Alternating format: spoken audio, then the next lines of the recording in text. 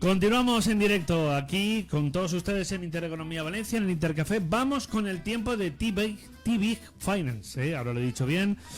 Hablando con inversores, este espacio, este podcast que también nos gusta convertir, aquí estamos. Luego vamos a hablar también del ámbito digital con Startup Valencia, que tenemos hoy una agencia muy interesante en el ámbito del posicionamiento SEO. Bueno, pues T-Big Finance, que es una consultora financiera, es una startup, pertenece a Startup Valencia y cada semana tienen a bien pues traernos aquí concretamente a magníficas figuras del ámbito empresarial, emprendedor y por supuesto de la innovación. Don Vicente Ruiz, ¿qué tal? CEO de T-Big Finance, buenos días. Buenos días, José Luis, ¿qué tal? ¿Qué tal? ¿Cómo estamos? ¿Bien? Muy bien. Muy bien. Y a Manu Moreno también, ¿cómo estamos? Buenos días.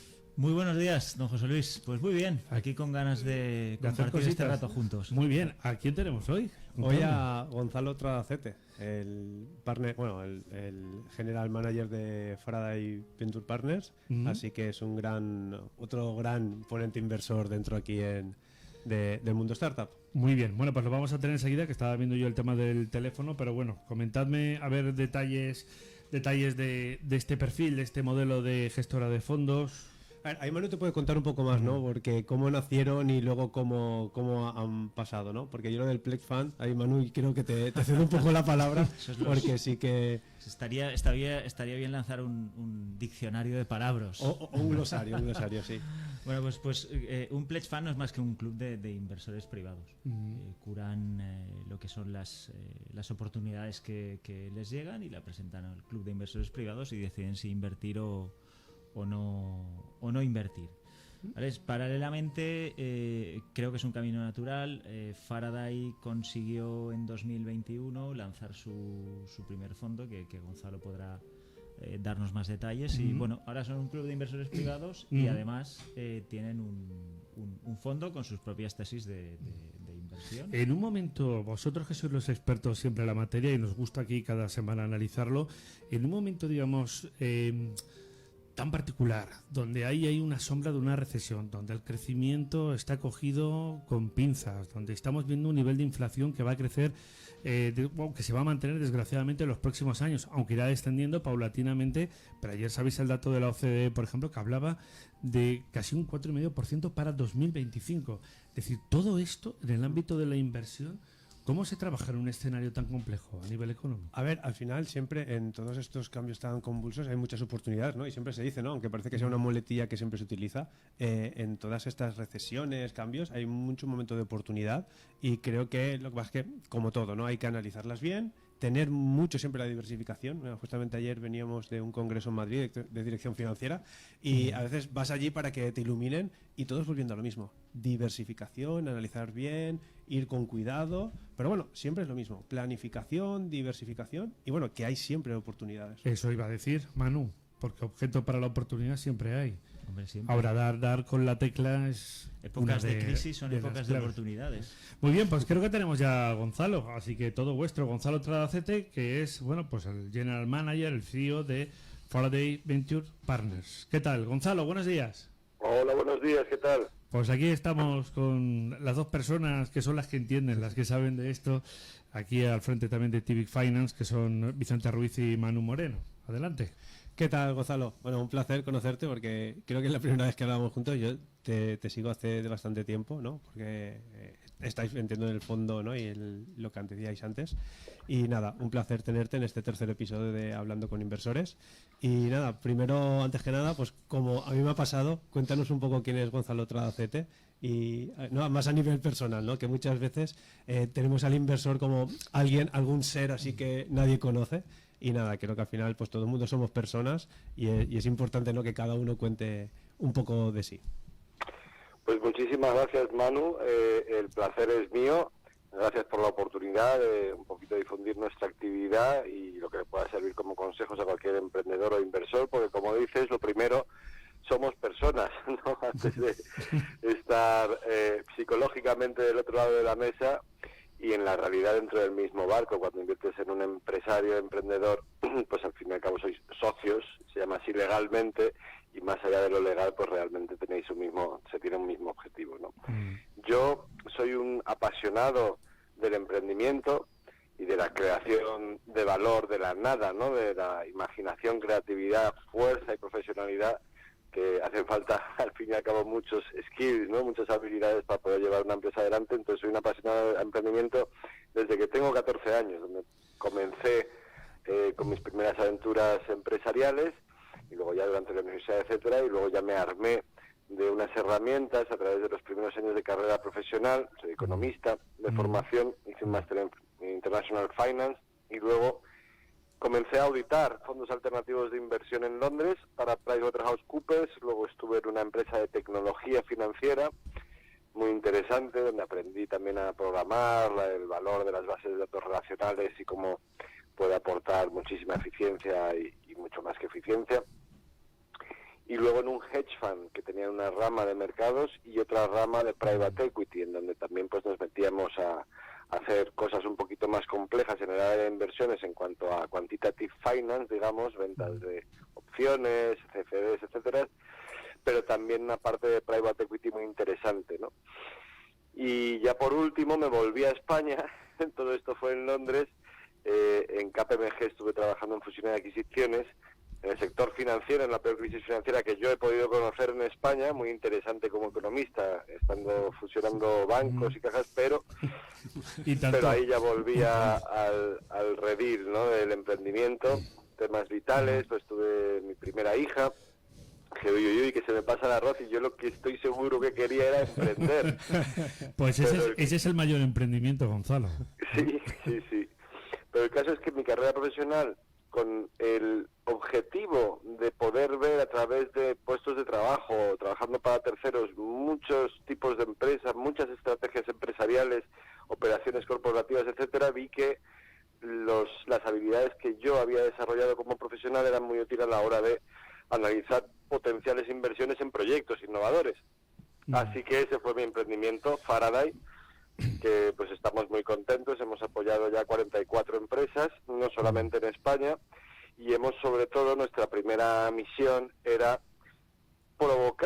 generar vocaciones de business angel, ¿vale? Era un activo muy poco conocido en España hace 11 años. Cuando comenzamos, queríamos montar un modelo a través de Faraday en el que inversores, normalmente profesionales, altos directivos o empresarios, pudiesen elegir en qué querían invertir de entre nuestra selección de oportunidades. Es un detalle importante, permíteme, claro, porque así te pueden hacer más preguntas. Sí. Bueno, primero has tenido una interlocución de Vicente Ruiz, que es el CEO de TBIG Finance, y ahora sí que es Manu. A ver, no, para ubicarte, no hay ningún problema. Sí.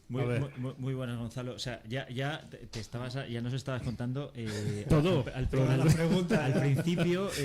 Pues bueno, yo creo que es interesante dentro de este diccionario de palabras que utilizamos en el mundo del emprendimiento, o sea, lo que es un pledge fund, que es como nace Faraday, un club de inversores privados con inversores relevantes dentro del ecosistema, y dentro de ese camino natural, y corrígeme si me equivoco, ahora ya tenéis hasta un fondo. Sí. Mantenemos el club, desde luego es nuestra esencia y es uno de los aspectos más importantes y diferenciales para los fondistas.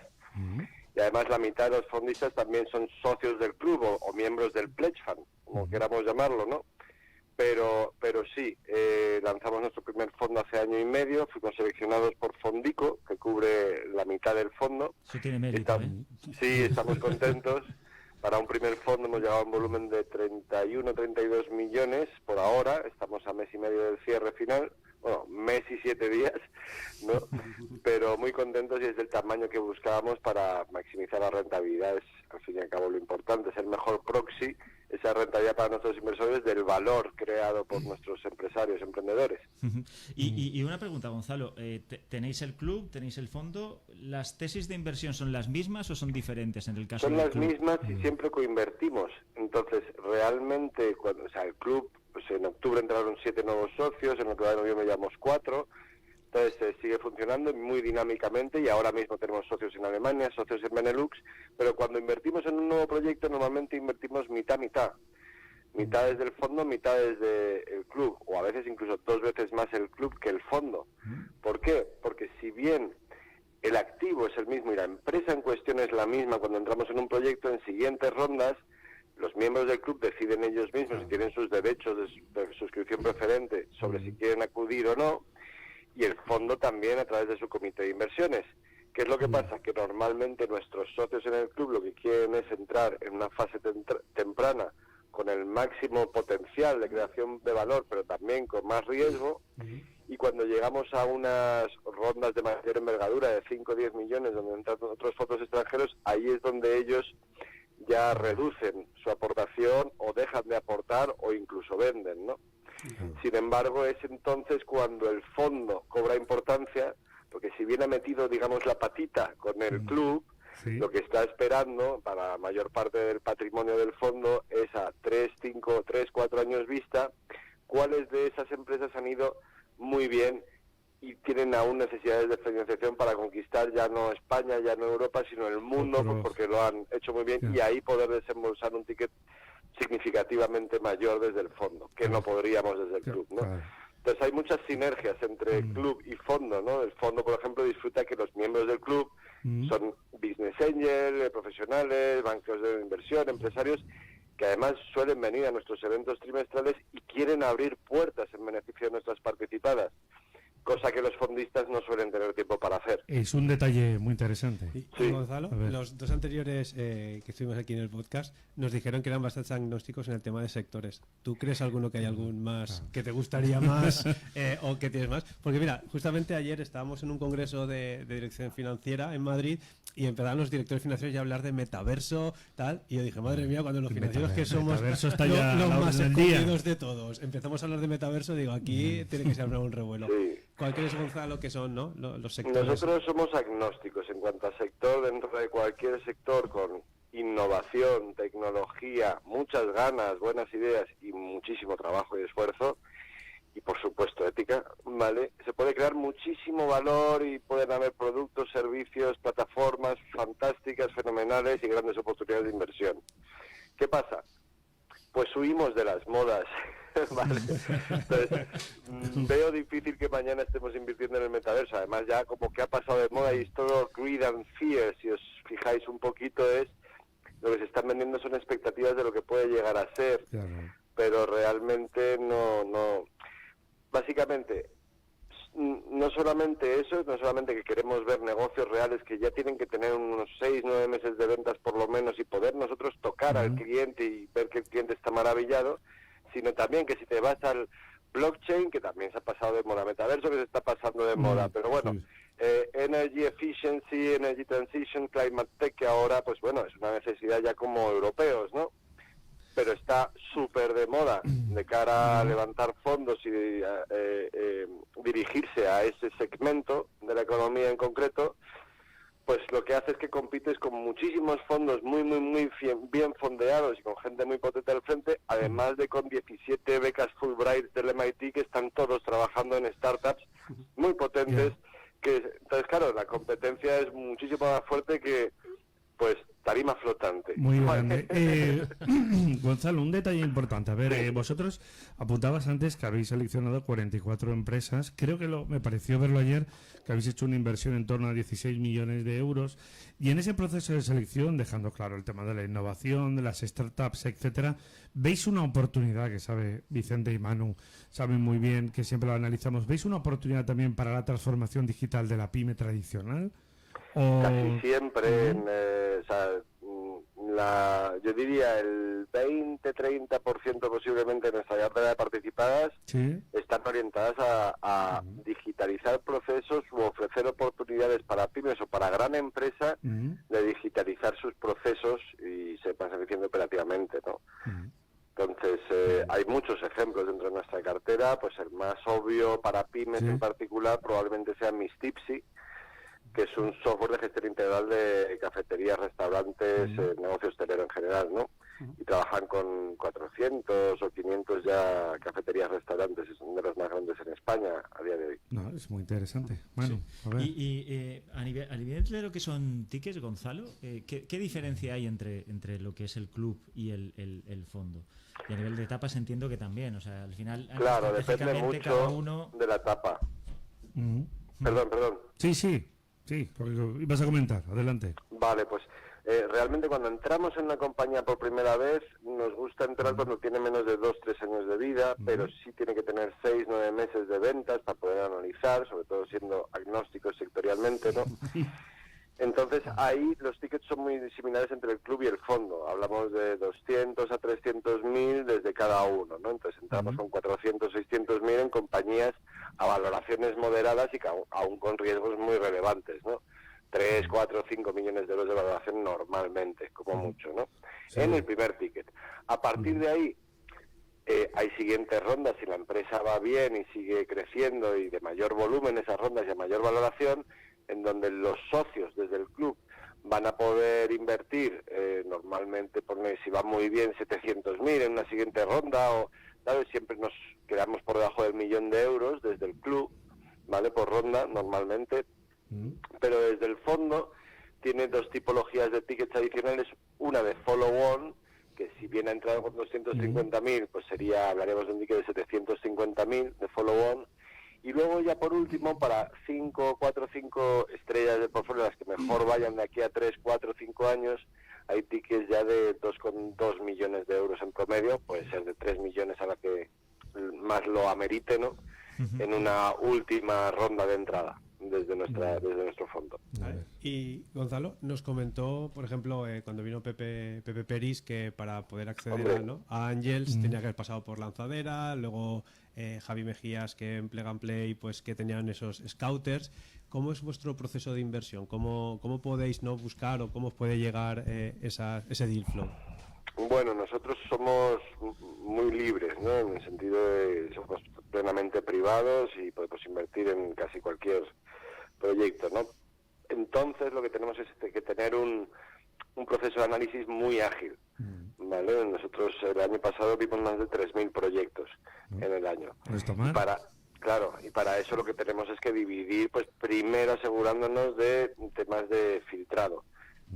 Segundo, pero bueno, en cuanto a fuentes de proyectos, la mejor fuente para nosotros son, pues por ejemplo, Pepe Peris, ¿vale? O sea, nuestros coinversores habituales. Claro. O sea, ya no te hablo de los foros de inversión de Angels o Deck and Docs y tal, sino te hablo realmente de los amigos que llevamos ya más de 10 años en este sector y no somos tantos. Desgraciadamente, yo creo que caben algunos más, ¿vale? Profesionales que puedan pues alimentar la innovación y el emprendimiento en España. Pero claro, al no ser tantos, pues coincides en los saraos, etcétera, y solemos compartir pues una serie de valores por lo que estamos en ese sector y lo que queremos contribuir, ¿no?, a nuestra sociedad, por lo que, bueno, pues se forjan amistades. Entonces, compartiendo ya intereses además económicos por haber coinvertido en otros proyectos, pues claro, pues como los chavales en el colegio, los cromos, tú tienes ¿lo has visto? Joder, ¿y qué te parece? Entonces, ahí es mucho de relaciones con coinversores naturales, gente que se dedica profesionalmente a invertir, ya sea como fondo de inversión o como gran business angel, ¿no? Bueno, ese es el modelo, Gonzalo, del ecosistema, de ir creando ese ecosistema al final. Claro, eso es crucial. Pero luego la segunda fuente, tenemos como 4 fuentes estructuradas. La segunda fuente son nuestros propios socios. A día de hoy somos más de 200, somos exactamente 254 socios en los clubs, sobre todo en España, algo más de 200, pero también en Alemania 25 y en Benelux 15, ¿no? Muchos de estos ya habían invertido en startups antes de hacerse socios de Faraday. Entonces ellos mismos nos proporcionan oportunidades de invertir en siguientes rondas de sus participadas o en acompañarles en sus entradas, porque al fin y al cabo lo que les proporcionamos es un análisis gratuito. Compartimos con nuestros socios el por qué no, normalmente, pero en un par de ocasiones también hemos coinvertido. Muy interesante. A ver, bueno. Sí, permíteme, Gonzalo.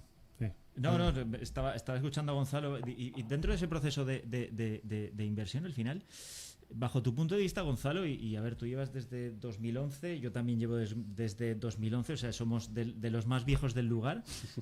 ¿Cuáles son aquellos indicadores? No lo parece. Bueno, el carnet de identidad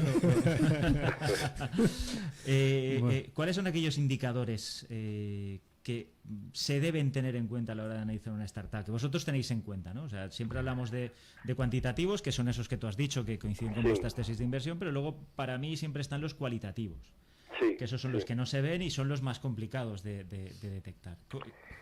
Claro, están las dos, ¿no? No hay una sin la otra, porque realmente por el cualitativo, ¿sabes? Para poder evaluar bien a un equipo, para nosotros es fundamental poder evaluar su ejecución. Entonces, claro, eso hace parte del cuantitativo, pero realmente te está dando mucha información sobre su capacidad de organización y de ejecución de un plan de negocio, ¿no? Pues en la parte cuantitativa miramos mucho diversificación de canales de captación, crecimiento saludable en las ventas, con buenos márgenes, recurrencia de compra, y esas son las 4 tipologías de métricas en las que más nos metemos en una fase temprana de empresa, ¿no? Y a nivel semanal o mensual. Mensual normalmente, si es videojuegos o un sector concreto, semanal. Pero luego por la parte cualitativa que decías tú, pues nos vamos a fijar mucho hacemos una due diligence comercial importante. Si es una empresa B2B vamos a hacer 8 o 10 entrevistas con clientes. Si es una empresa B2C vamos a hacer 3 mystery shoppers.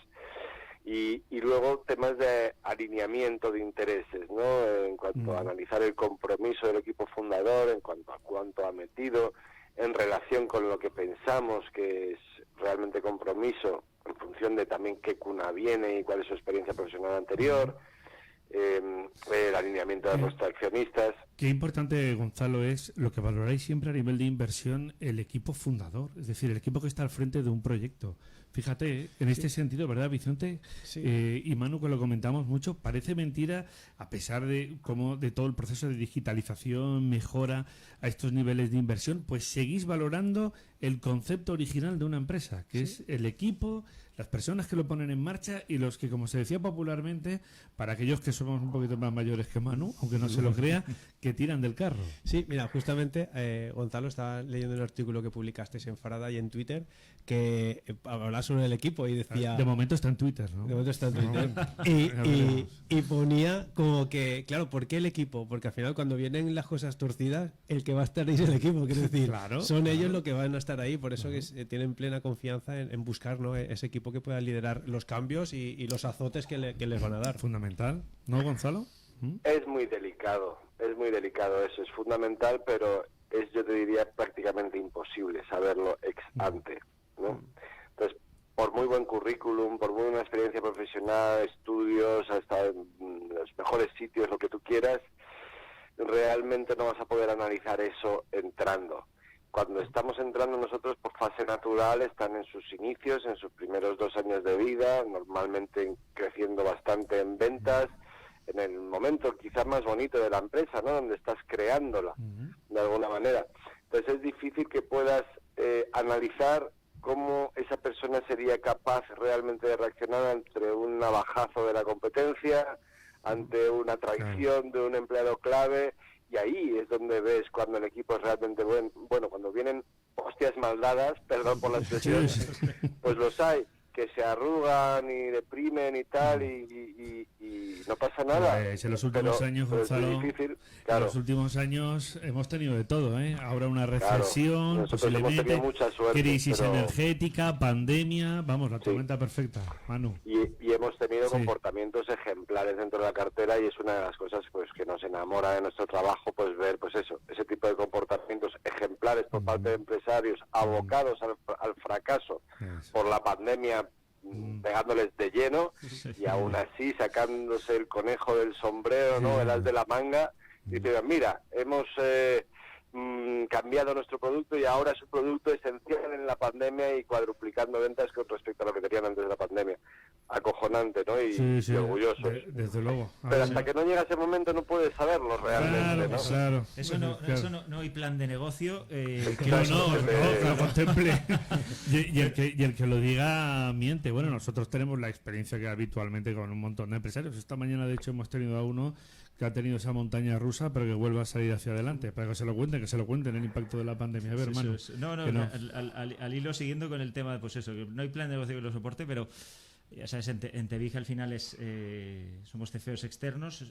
Bajo tu punto de vista, o sea, ¿qué es lo que no tiene que faltarle a un plan de negocio? Pepe Peris nos hablaba de las líneas peleadas, que me pareció un ejemplo maravilloso de los 2 palos de stick, ¿no? Los ingresos y los... No, es que yo crezco a nivel de ingresos como un palo de stick y los gastos también, hijo mío. O sea, ¿qué es? Aparte tú eres financiero también, o sea, ¿qué es lo más importante para ti? La caja, una buena planificación de la tesorería.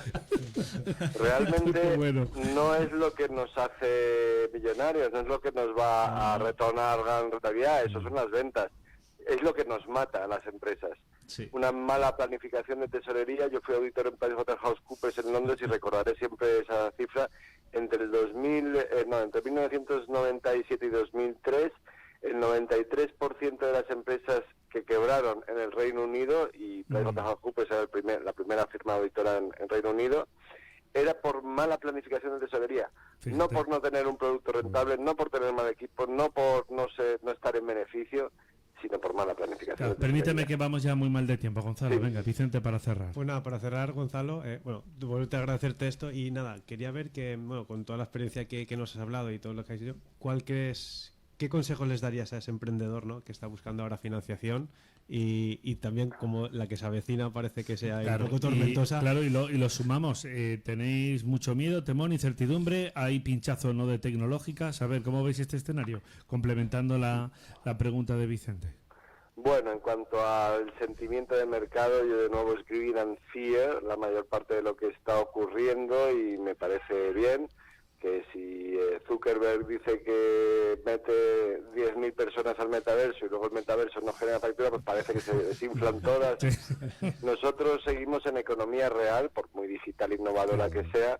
Invertimos al principio de la vida de la empresa 2, 3, 4 millones de euros de valoración, sus primeros meses de ventas reales con clientes reales, por muy tecnológicas que sean, así que no nos está realmente afectando. Lo que nos puede afectar es a la valoración de alguna que tengamos antigua, que pueda verse, pero claro, son valoraciones en base a transacciones, no en base al sentimiento de mercado.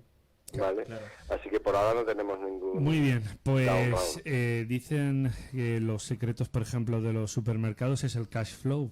Que cada día tienen mucho flujo de caja. Claro. Fíjate, parece una tontería, No, pero el dinerito fresquito, contante y sonante, a pesar de que se enfrentan a grandes costes, lógicamente también diarios, pero ese cash flow es lo que les permite Claro, al tener final esa tienen- agilidad empresarial. Sí, sí. Tesorería es que paga. crucial. Sí. Planificación de tesorería es crucial. Pues estoy viendo que estamos en el siglo XXI, pero la caja es la caja. ¿Eh, Gonzalo? Es la que manda. Eso Casi sí. no cambia. Bueno, pues Gonzalo Tradacete, que es el General Manager de Faraday Venture Partners. Lo he dicho bien. ¿eh? Muy bien, muchas gracias. Un fuerte abrazo. Gracias a vosotros. Gracias. Venga, Un hasta abrazo, luego. buenos días. Bueno, Gracias. don Chao, Vicente chao. Ruiz, muchas gracias. Tú te quedas un ratito. Me quedo un Ahora rato con más. nosotros, Manu Moreno. Oye, ¿cuánto aprendemos, eh? Bueno. ¿Has visto? Tanta innovación, ¿eh? Al final la cajita. Bueno, La de nuestros Bruce. abuelitos, ¿eh? Con la llavecita, ¿eh? Pero Así qué es. importante es. Y la buena gestión y la planificación en la tesorería. Detalles tan interesantes. Ha sido un placer. Bueno, hablando con inversores. Hemos vuelto a aprender mucho con TV Finance. Vosotros sí que sois buenos. ¿Y cuánta falta hacéis en las empresas? Venga, gracias. Vale. Nos vamos con los consejos para la publi y ahora nos vamos con Startup Valencia.